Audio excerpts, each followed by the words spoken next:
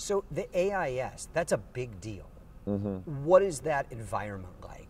It's unbelievable. Like, I can't speak highly enough of the AIS. It's just super sports driven.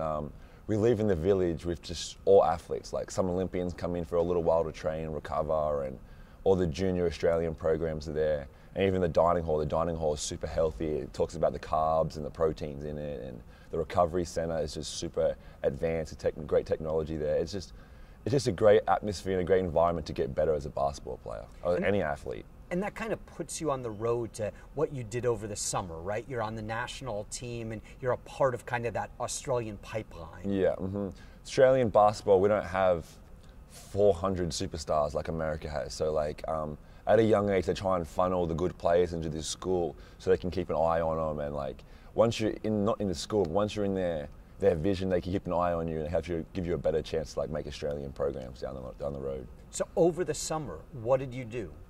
At first I was here doing my intern and training with the team, and then we went back to Australia with the team visit. And that was good. It was great for the team to bond, and like, we played 3 games, but the best part wasn't the basketball. It was just for us to bond because we have such a new team. That's one of the hardest things about new teams, just gelling. And then everybody went back to America and I stayed over there. I trained with my dad's team for a while, and that was great opportunity because they're obviously professional players, and like, you can learn a lot from those guys. They all get there an hour before practice and put up shots, and they leave an hour later. Like, they're real professionals over there. So that got me better as a basketball player. And then I went to Chinese Taipei, to play in the World University Games. You now have 2 Australian teammates. How's that? I absolutely love it. I love it. Like, hanging out with them in the locker rooms and on the court, and just like joking around with them. And like, since I've been here, I've had to adjust my like vocabulary, just because we say things that you guys don't say, and like, these kids now, I can just talk about like rugby with them, and I can talk about what's going on in Australia, and like, they actually care. Like, my teammates cared last year, but they were just trying to be nice to me. I feel like. Are you proud of being Australian? Super proud. You see my house, I got flags everywhere. I love being Australian. I feel like Americans really love Australians too, so I'm proud. What does it mean to be Australian?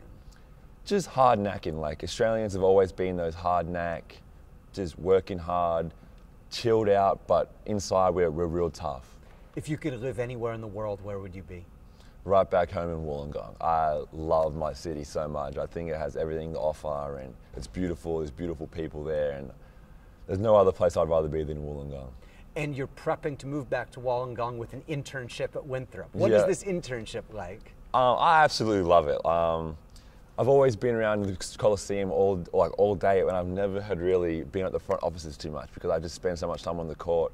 Now that I'm doing my intern, there's a lot of hard-working people around here that I never really knew. Like, right now I'm doing it with the Eagle Club, and they really reach out to like raise funds for our basketball team, and it's amazing. Like, all we do is play basketball, and these people work super hard. Like, I've opened my eyes completely to like the other side of basketball, the other side of sports.